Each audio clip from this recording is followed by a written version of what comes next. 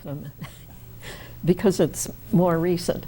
Hello and welcome to Fresh Perspectives. My name is Gail, and my guest today will probably look familiar to you because in past years he used to come on every once in a while as an attorney talking about estate planning, and his name is Cameron Brooks. But that's not what we're going to talk about today. Since the last time he was on, he has written a book called 90 Minutes Over Cambodia, a Vietnam War helicopter pilot's account of a clandestine rescue of 4 South Vietnamese soldiers inside Cambodia while running out of fuel. Now, Cameron, I had never known until I saw an article a few years ago about this book, about you having written this book. I never knew that you had been in the service and served in Vietnam. So I was kind of surprised, and I've been wanting to interview you about the book ever since. And we finally managed to work that out. Well, here I am. Yeah, I'm happy about that. And let me see. In case anybody wants to read, get a copy for themselves, we're not allowed to talk about prices on my television program. But if you would give them that an email a place where they could email you, so that in order to get information on how to get one. Yeah, my email address is cambrooks25, so that's KAMBROOKS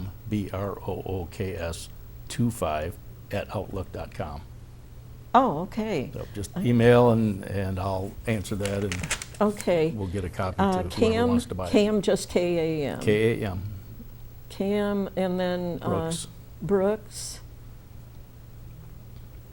Okay. 25 at Outlook. At Outlook. At Outlook? Yes. Okay. Okay. Well, this particular book that I have in front of me is one that I acquired so that I could read it before interviewing him. You know how I always have to read the books before I can interview the people about them. That's a good idea. So, on to the first question.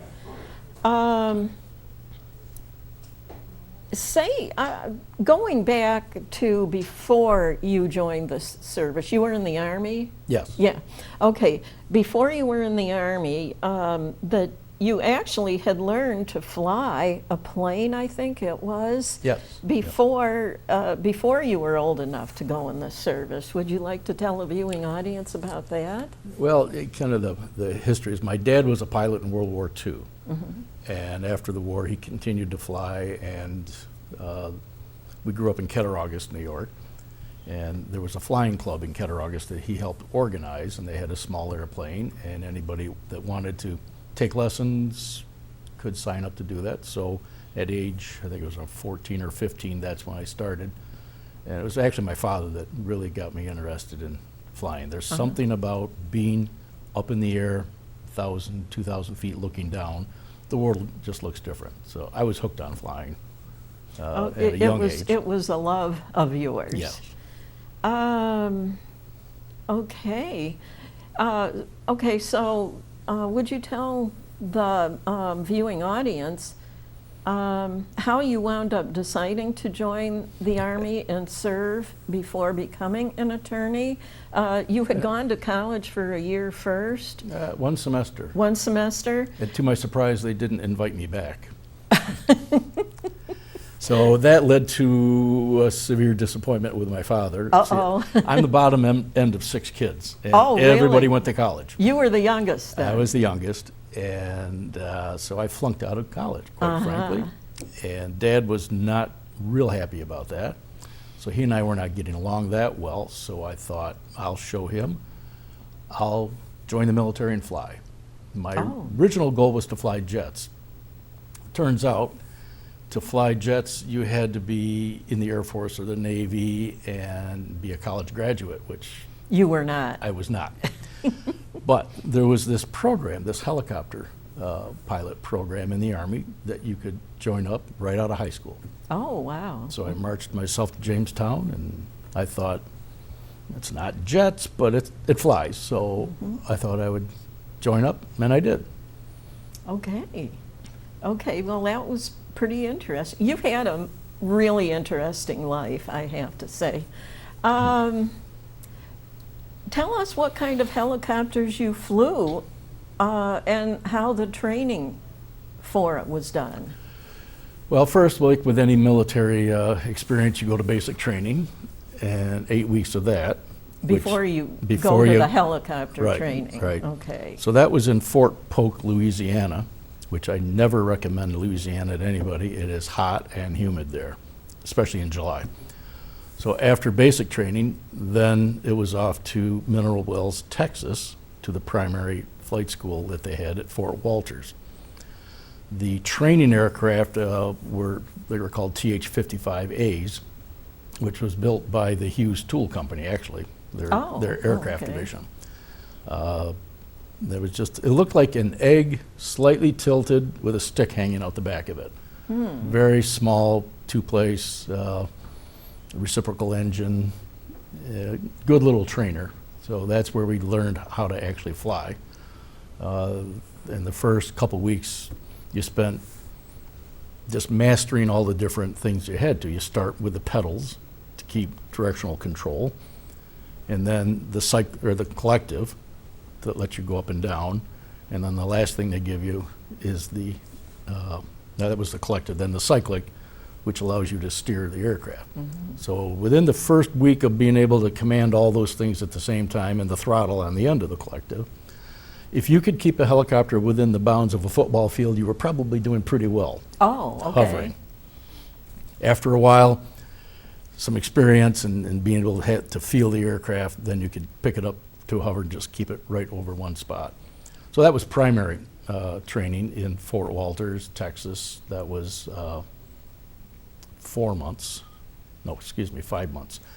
Then the advanced training was either in Fort Rucker, Alabama, or Hunter Army Airfield in Savannah, Georgia. I chose Savannah, Georgia because it's on the coast. I thought life would be better on the coast than in somewhere in the middle of Alabama. And that's when we actually flew, we started out flying a Bell Model 47, which military is OH-13. That's the one with the big bubble on the front that you see in the movies quite a bit. So we had about 25 hours flying in that. Then we transitioned into Hueys. They're smaller B model Hueys, but that's what we are going to wind up close to flying in Vietnam. So after 4 months of that training, you graduated and got your wings, which are those right there.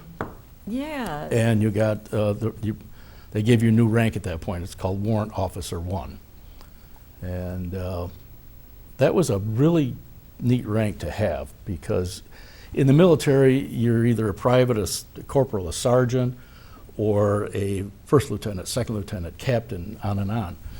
And the warrant officers are right in the middle, just above the non-commissioned officers and just below second lieutenants, because we don't have a commission as an officer, we have a warrant. And the neatest thing about all of that is our official military title was Mr. Mr. So Wow. when I was addressed by anybody, it was Mr. Brooks. Mr. Brooks, So okay. funny story, go to Vietnam, we're on a big transport airplane.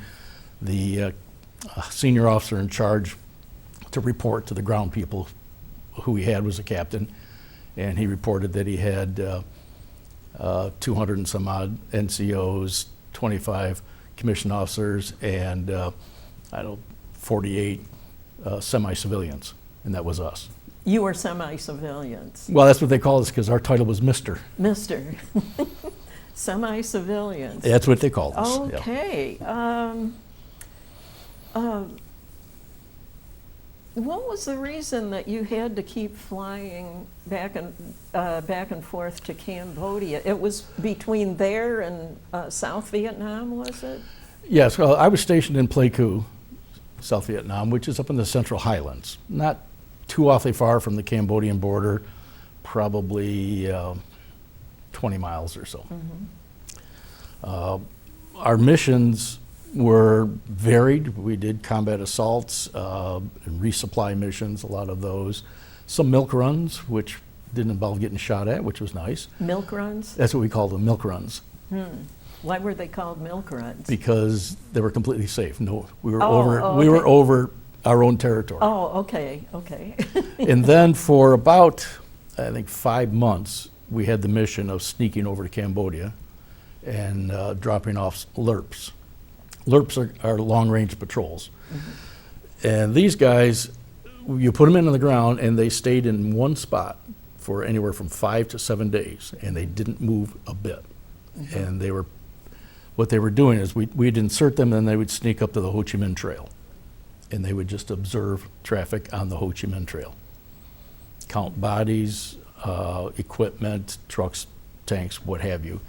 And while they are on the ground observing that, there is a Air Force forward air controller up in the air about 3,000 feet above them, 24/7, just circling.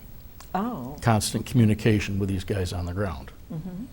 And then after their mission, they would slink back towards the border, and then we would go in and pick them up. And the mission, since they're in Cambodia, and we can talk about it now because it's been 55 years, but Yeah. back before that, nobody talked about it. Oh, And, okay.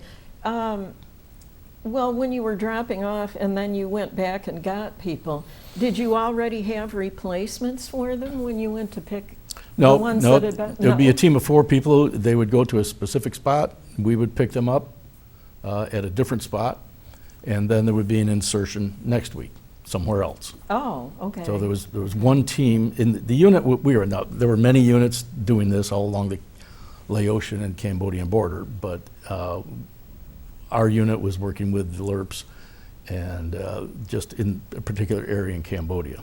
It's kind of an interesting program because it was a joint effort with the Army and the Air Force. The Air Force supplied helicopter gunships, so we provided the insertion helicopters. The Air Force had the gunships, and the South Vietnamese had the LRPs. So it was a real coordinated affair. Now, these other ones that you were talking about, there was something in the book about you were following another, either a plane or another type of helicopter in zigzags. Oh, yeah. Yeah. Those were those missions into Cambodia. What we would do, if it was a planned mission, we didn't know where we were going. The planned part was we knew we were inserting 4 LRPs, and there were 4 ships that went, and sometimes there would be 2 teams. So there'd be 2 insertion ships, and then a medical team on another ship, and then a spare ship in case somebody went down. So we would be told to fly at a certain altitude in a certain direction over the border. Then we would hook up with the forward air controller, which we call the FAC, and then the FAC would direct us, vectoring us where he wanted us to go. And when you're about, I don't know, maybe 5 miles from where he determined the landing zone was going to be, then he'd drop you on the deck, which means you're flying on the treetops. Oh, okay. And you're flying 120 knots, about 140 miles an hour, with the skids right in the trees, just as low as you can go. And then he would have you zigzag, because if people are on the ground and they're seeing or hearing us coming, if you keep going in one direction, then they know where you're going. So if they zigzag, then the idea is they don't know exactly where you're going to go. So they don't know where we're going to go. We don't know where we're going to go, but the FAC knows. And then about a mile from the intended landing zone, he'd let us know that we're a mile out. And then a half mile, quarter mile, and then he would say flare. Now, flare in a helicopter is a way to reduce airspeed. So it's taking the helicopter from this position and going like that to slow it down so you can go and land. So you're slowing down from 120 knots to 0. So he would say flare, so we'd flare, and then when he said bingo, bingo, bingo, we were where we're supposed to drop these guys off or pick them up. We wouldn't know what the landing zone was going to be until you're there. So it could be a field, it could have elephant grass, which is 6 to 8 feet tall. Wow. Yeah. Or it could have stumps, or it could be uneven terrain. You didn't know until you were there.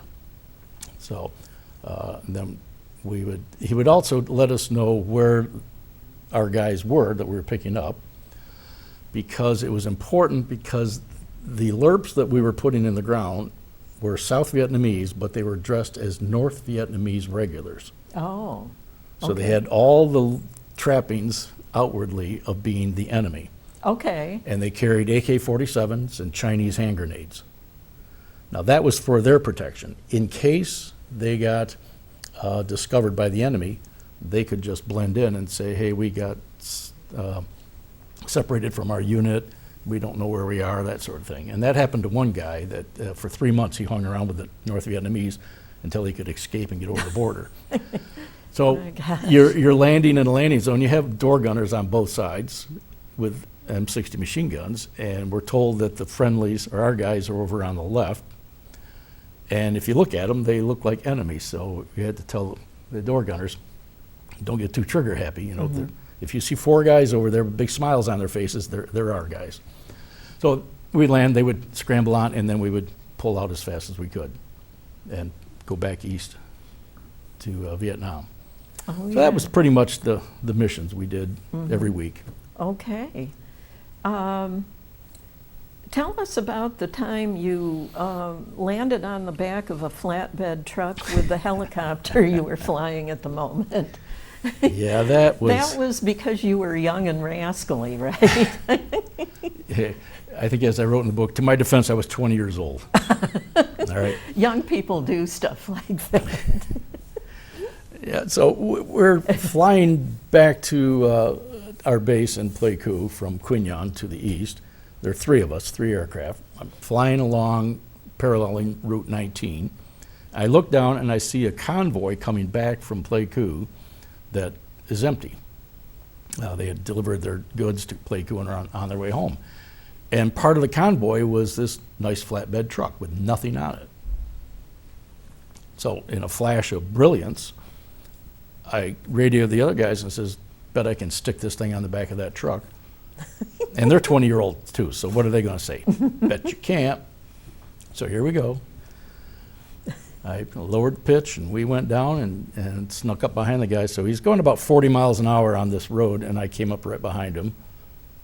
And I came down, and I set one skid down on the left side, and then my Peter pilot, my co-pilot, looks out and he says, it won't fit. It missed by about 2 inches. So there I am, basically hovering with my skid on the back of the truck. And then the truck starts weaving like this.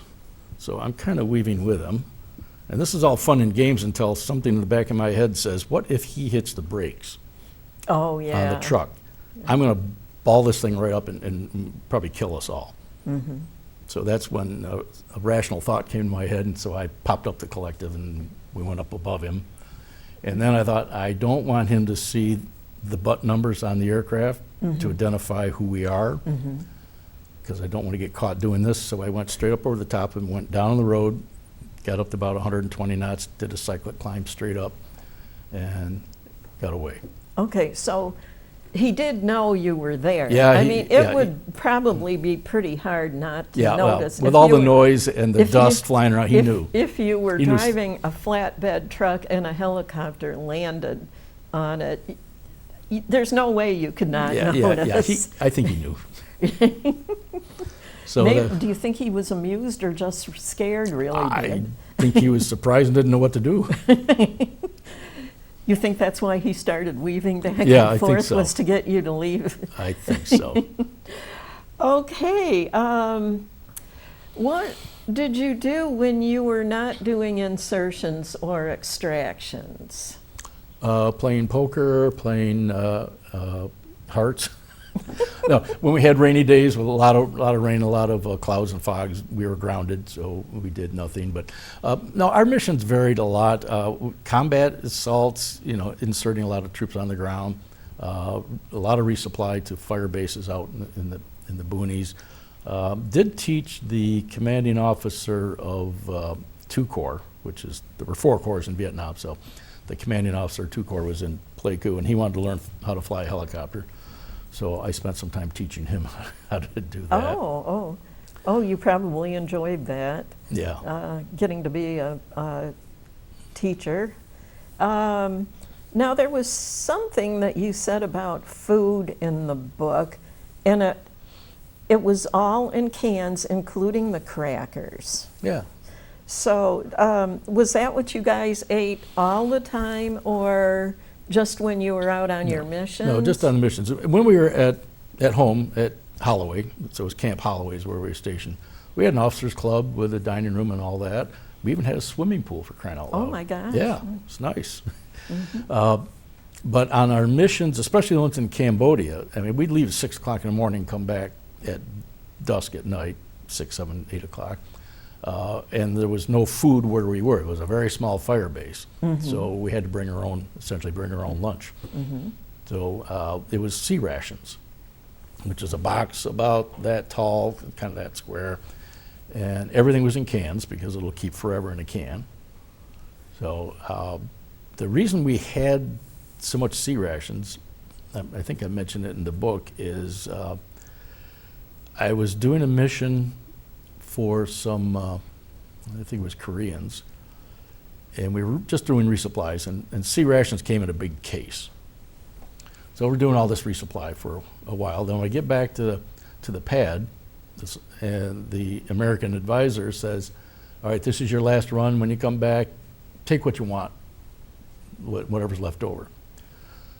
So I came back and there was a lot of cases of sea rations laying around. And I had 2 of my friends that were coming back from Quy Nhon, and they were flying overhead. So I radioed them and told them to stop in. So the 3 of us loaded up 3 Hueys right to the gills with all these sea rats. And we took every single case that was there. And that's what we used for lunch when we were at the staging area for our Cambodia excursions. Because a lot of times, like I said, we would have a planned insertion once a week and an extraction once a week. All the other times we were over there, we were just on standby. So we had to fly to the staging area, and we might sit there all day and just do absolutely nothing.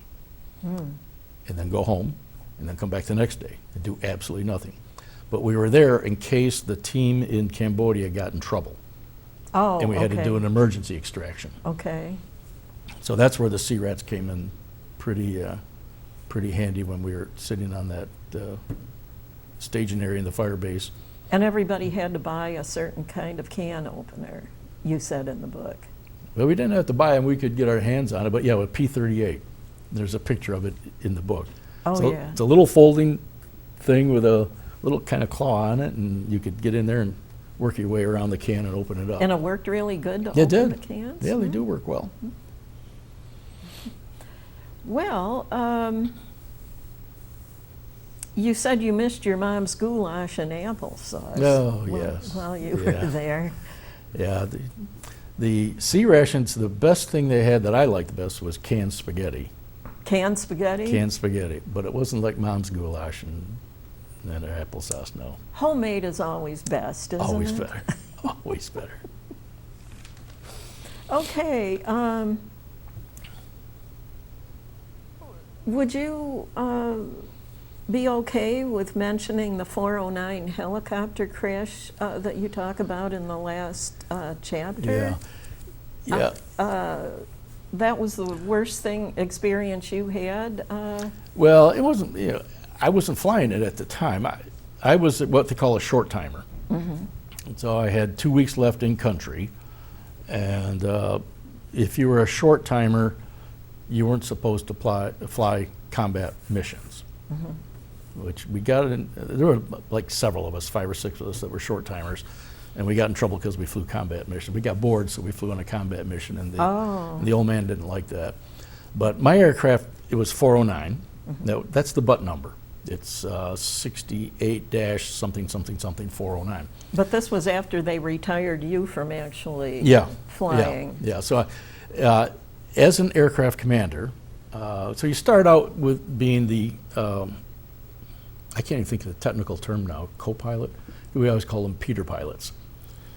You sat in the right seat. That was the seat of shame.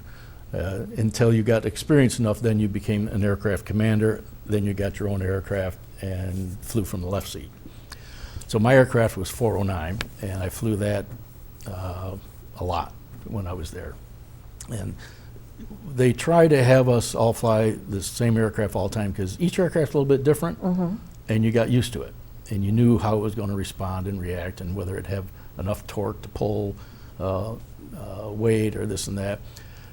So by the time I became a short timer, I was not assigned to that aircraft anymore. And it actually went to someone in the first airlift. Dale Griefey was the pilot. And they were on a low-level mission west of Pleiku. And I don't even know what happened, but they wound up hitting a tree at low level at about 100 knots. I see. So 2 people were killed. Was the pilot fairly new at it then? No, he'd been in country a while, but he was 19. So the pilot and the crew chief, I think, were killed, and the co-pilot and the door gunner survived. But they hauled the aircraft back, and it was all smashed. It was So, totaled, yeah. it never made it back home Okay. to the country. Now, would you like to say something about the 90-minute? The 90-minute? Well, that was the really exciting. Yeah, the 90 minutes title comes from the fact that the mission itself lasted 90 minutes.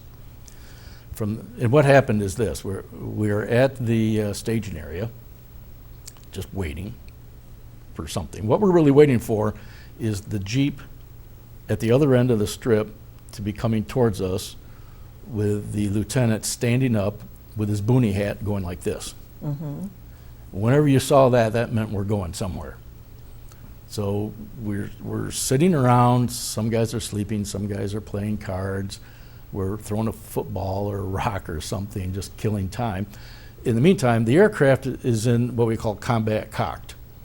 So normally when you start up an aircraft, you would hit the main power switch, and then the fuel pump, and the hydraulic pump, and then you would start it up, and then there's other things to turn on as you get the engine to spool up and get your helmet on and strapped in and get your chicken plate on, that sort of thing.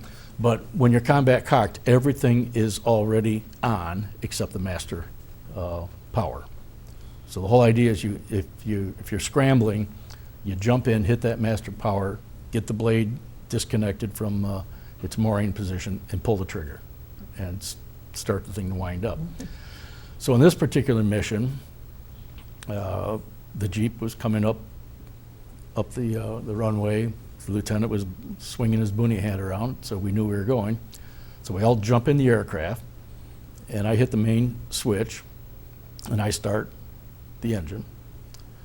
And as it's firing up, the Peter pilot's getting his chicken plate on and getting strapped in. Once he's strapped in, he takes over. Then I put my chicken plate on.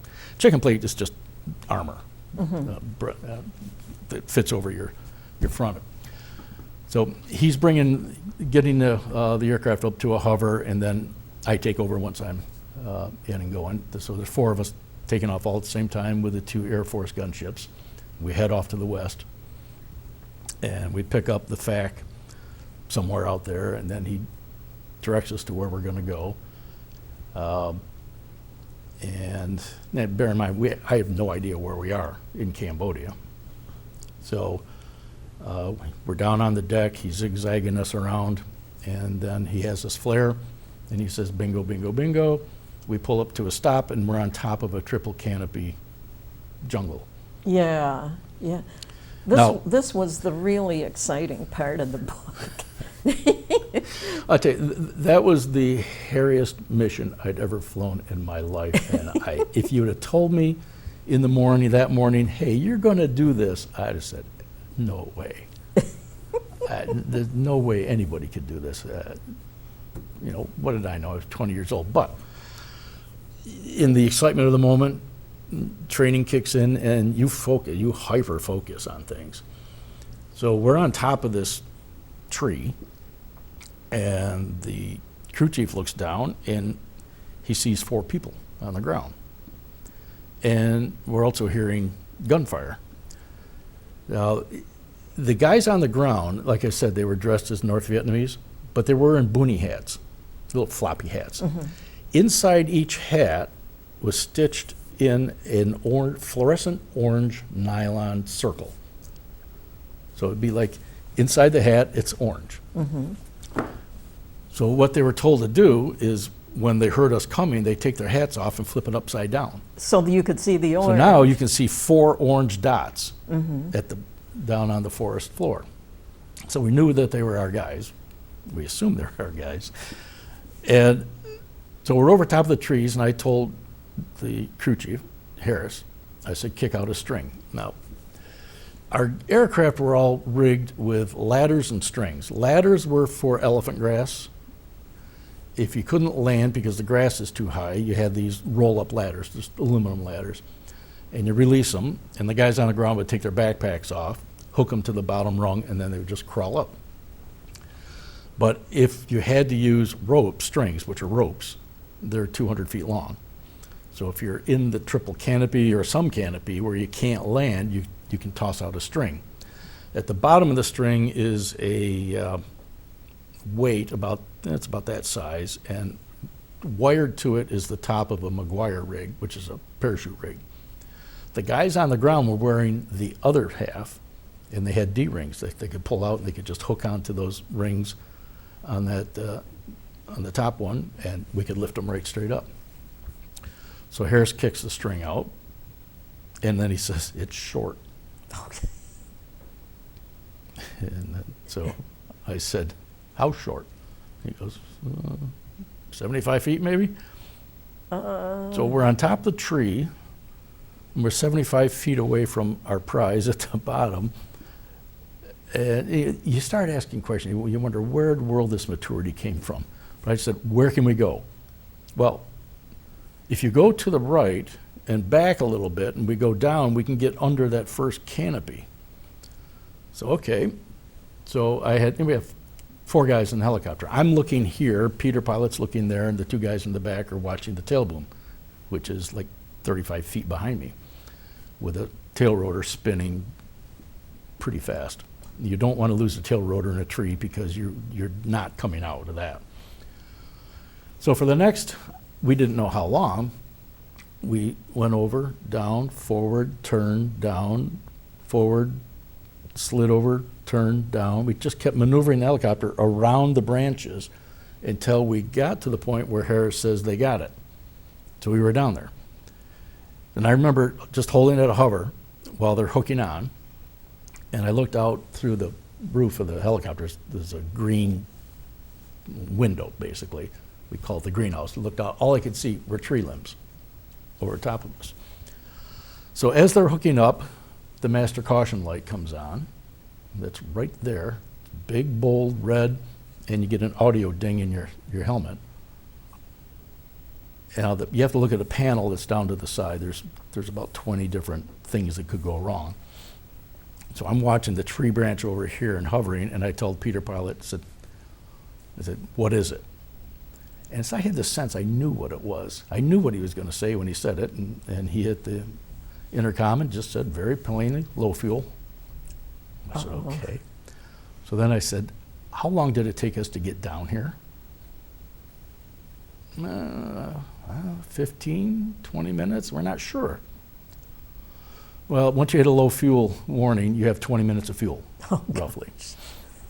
And it took however long to get down, and we've got to go back the same way, and we are somewhere in Cambodia, and I don't know how far we are from the Vietnamese border, and I don't want to be in Cambodia and running out of fuel.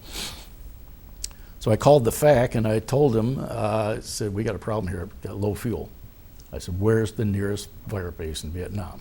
So he says, stand by. He looks and he goes, oh, Duco, due east. And I've been to Duco, I know where it is, I know what it is, and okay. And he told me how many clicks it was. Clicks are kilometers. And I said, okay, so we worked our way back out the same way we went in. And then once we got to the top of the trees, we had to go another 200 feet to get the guys out. And as soon as Harris said they were clear, I bent that thing over and I headed due east and I pulled in all the power we had. And now with a sling load, and that's what when you have a sling underneath you or you're hauling something, you're supposed to go 60 knots. That's what the book says. I went 120 knots. And Harris, now you have to imagine the helicopter's here and the guys are under here. Well, at 120 knots, they're over here. And they're all hugging each other. And that's like being a 140 mile an hour wind storm. Oh my gosh. And they're just hanging on to each other for dear life. And we're headed due east to Duco. And I'm thinking the whole way, if the fan goes out and I've got to do an auto rotation, I can do one and drop these guys on the ground, but then I have to move over, losing all my rotor wash, and come down again. And I'm not going to have enough power in the rotor system to do a soft landing. At best, I would spread the skids. At worst, we're just going to ball it up. So that's going through my mind. Who do I save? Do I save 4 guys that I know or 4 guys that I don't know? Never had to make that decision. We got to Duco. I plunked these guys on the ground a little hard, but they were happy. They were all smiles. And I moved over and sat down and shut the aircraft down. And Harris got his flashlight out, opened the gas tank, and looked down in it, and there wasn't anything left. And that ended our flight for the day. Yeah. Until we could get a fuel bladder. Yeah. So that was the 90 minutes over Cambodia. Yeah, that was a pretty exciting to be reading about that. Yeah, it's like watching it in a movie, and and you're on the edge of your seat, hoping that the people in the scene are going to make it safely. Yeah, and all the shaking didn't start till after it was all over with. Well, we've got 20 minutes left, so I'm going to have Chris bring up the pictures now for us. There's the book cover.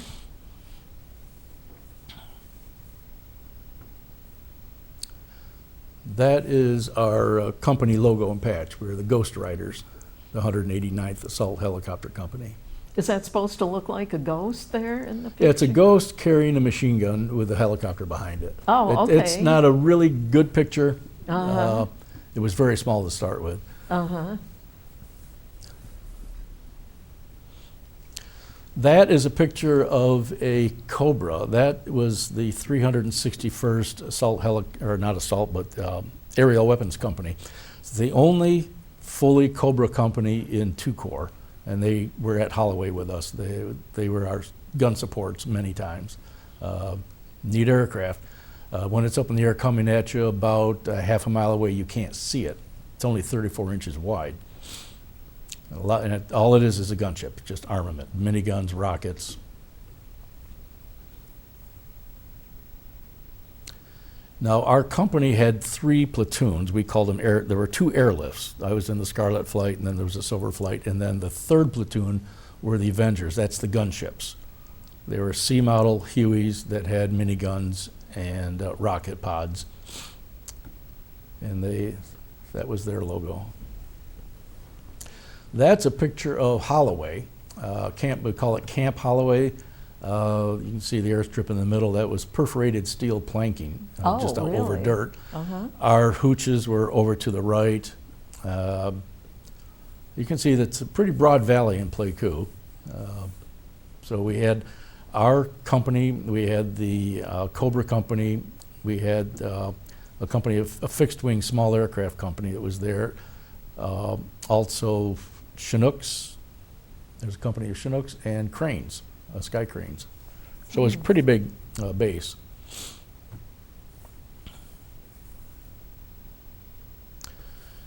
Now the sign says no loitering due to frequent rocket attacks. And that's another pilot friend of mine, Derry Ray, that was loitering. So that's why I put him in the book. He was doing that on purpose, Yes. I take it? Yeah. Oh, yeah. And that is just a shot. I think I labeled that one coming back to the ranch. So we were coming back from some mission, headed back to Holloway, and I just turned around and shot that at the back. We always see pictures of Hueys from the front, but never from the back, so I thought that was pretty cool. All right, this is the Holiday Inn at Mineral Wells at the where Fort Walters is. And what would happen is when you've soloed in that TH-55 trainer aircraft, the day you soloed, the bus would stop at the Holiday Inn, and you would be carried over to the pool and thrown in with your clothes on. Oh. That was the celebration that you finally soloed. So you enjoyed that, did you? Oh yeah, I mean that was a rite of passage. And there's the Holiday Inn with the solo alley blades. Those blades are from an OH-23 helicopter, and the owner of the Holiday Inn let somebody, they were there long before I got there, but they let them in there and put them up, so that's what you go through to get to the pool to get thrown in the water. Oh, I see. And that's a Okay. picture of me, a very young me. All right, that's what our helicopters look like. That would be a D model Huey in a revetment. That's where we parked them at night. You'll see sandbags on the right and then sandbags behind it. They're L-shaped revetments, and that's where we parked for the evening. In case there was a rocket or mortar attack, unless it hit the helicopter directly, if it hit the other side of that revetment, then it stopped shrapnel from doing any damage. I mentioned strings. That's what they look like. Oh my gosh. Now that happens to be a couple of guys from our unit that are actually taking a joyride. But that gives you an idea of what the strings look like and what you'd be doing to lift people up off the ground and carry them around. That would be pretty scary if you had a fear of heights. Yeah. And that's just a picture of the medals that I got. The ones on the left are Distinguished Flying Crosses. I have 2 of those. And then the upper right is air medals. You get an air medal for, I think it's every 25 hours of combat flight time, so I have 28 of those. And then the Bronze Star.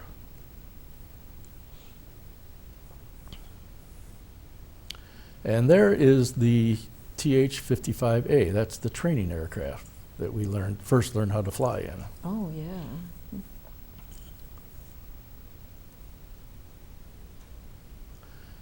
And there we are. I think this was our Christmas picture, or one of them anyway. I'm the guy standing up in the door on the top left. Oh, yeah. Our fearless leader, Captain Fitzgerald, is the one dressed in civvies on the left there, got t-shirt and white pants. Oh, yeah. And then right in the middle, there's Jim Rayford that just has his underwear on. Oh, yeah. That was the second airlift crew. A lot of the guys are gone now. They passed away. Oh, yeah.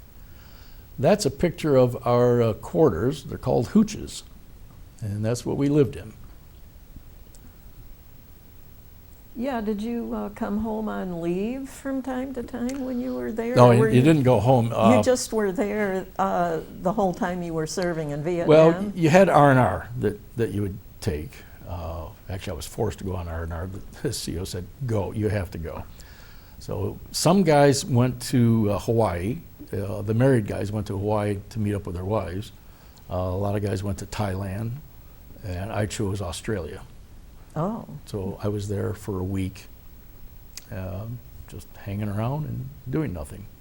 Mm-hmm. So the idea was to take a break, get away, and be able to come back and fight another day, I guess. Oh, yeah. Want you to get rested up so that you can Yeah. do a really good job. Yeah. That's all the pictures. Oh, that's every one Yeah, of them? Yeah. Oh, yeah, there was one. I didn't see it up there. There's a one with you sitting in the helicopter. And the expression on your face is priceless. Let I me didn't know I had an expression. Oh, this one. Oh, That is you, right? yeah, that's me. That's Yeah. that's 20-year-old me. 20-year-old you. Yeah. I mean, the expression on your face looks like an expression of 20-year-old. Were you smoking? What was that in you? I might have been. I did at that time. So it's almost like a mischievous expression. That probably no. That's the camo boom, like on this helmet. Oh, that. Oh, Yeah. okay. Do you want to show the viewing audience? Yeah, okay, this is actually the helmet that was issued to me originally. It's my very first helmet. And Oh, yeah. in Vietnam, there were places you could take your helmet and have people paint it. So I had the logo for our company on there, and then my call sign, which is Ghostwriter25, which is why on my email it's 25. Mm-hmm. And I was part of the Scarlet Flight, so that's Oh, that yeah. kind The of roach, it says. On the Yeah, side. that's, well, my sister was in Vietnam a year before I was, and she had met a doctor there, Tom Roach, I think his name was, and I just thought the name sounded cool, so. And what I would do, I finally put it on the helmet, but what I was doing, sometimes you're flying along and not doing too much of anything, so you just key the mic and say, Roach. You know, there was a lot of radio chatter that was a lot of times just fun. So you had different helmets at different times? Yeah, once I had this painted, I didn't wear it. We were not supposed to wear colored helmets when we were flying. Originally, you'll if a lot of old pictures in this early '60s, if you see videos of Hueys in Vietnam, the pilots had white helmets. Oh. Well, white stands out, you know, so they went to OD green. OD green is olive drab. So that's what this helmet was before I had it painted. But after I had it painted, I didn't wear it. I had an OD green one. And so I brought both of them back from Vietnam, and then I located a white one when I was in a maintenance test pilot down in Savannah, Georgia. So I had that. You could have a white one back home. That was cool, but somebody stole it from me. So Well, this was nice that you brought this one in. It's really interesting yeah, looking. that's 55 years old. Wow. There's a lot of people who are not that old. Yeah, and it's kind of beat up. Yeah, I imagine. It's dripping some of it, the cushion from the earphones Oh, yeah, on your table. there's crumbs on the Yeah. table. Yeah, yeah. And what we have is when there's a camo wire that's attached to it, and you'd reach up behind your seat, plug that in, and now you've got a mic boom, and then you have the earphones, and then you have an intercom, and also, well, like on the Collective, there's a pistol grip on the end of it. And you see it a lot today in joysticks and whatnot. Has a lot of different buttons on it, and if you click one time, that's the intercom, so you can talk to people in the aircraft. You pull it the second time, and now you're transmitting on some radio. And we used primarily 3 different radios, which was interesting because if you listen to some of the YouTube videos, and there are some that have radio chatter that you can listen to, and when you listen, if you're not used to it, you can't make out who's saying what to who, because you're listening to 3 different radios, and they're all active. Plus, you have the intercom for inside the aircraft. But after a while, you get used to ignoring what you don't need and listening to what you do need. So between aircraft, we used VHF, very high frequency, or UHF, ultra high frequency, and then UHF plus guard, which was listening to 2 frequencies on UHF at the same time. Guard was the emergency frequency. So whenever you dialed up or turned on the radio, you usually turned it all the way up to guard so that you could hear if someone was doing an SOS. Or we got artillery advisories on guard. So we're flying around, and sometimes it's important to know what the artillery people are doing, because you don't necessarily want to fly into the middle of a bunch of 105 rounds or 155 rounds coming your way, or B-52s. 3 B-52s unloading their ordnance is called an arc light. And there's been a couple of times I was near the border, we're flying along, and you look out the window and you see a whole valley just starting to turn to dust. Oh. And you look up through the greenhouse and you can see the contrails of the B-52s. Oh. They're just bombing the snot out of some area. Oh my gosh. Wow. So it's important to monitor guards so that you can hear that this guy, they called him Pyramid. I don't know why, but he would come up and said, this is Pyramid on guard with an artillery advisory from 0 to 35,000 feet, and he would give you a distance and then a heading. And when you heard that, you looked up and yeah, you could see B-52s. Sometimes it was the USS New Jersey lobbing 8-inch or 16-inch shells from off the coast of Vietnam all the way into around Pleiku area. Wow. I mean, those babies went a long ways. So you had to listen to a lot of radios. The guys on the ground that we would talk with, the actual grunts on the ground, they would be using a FM, Fox mic. So you're talking to them, you're talking to each other, and you're listening to the other radio at the same time. And sometimes it gets a little confusing, but we made it. Mm-hmm. Well, I'm glad I read the book.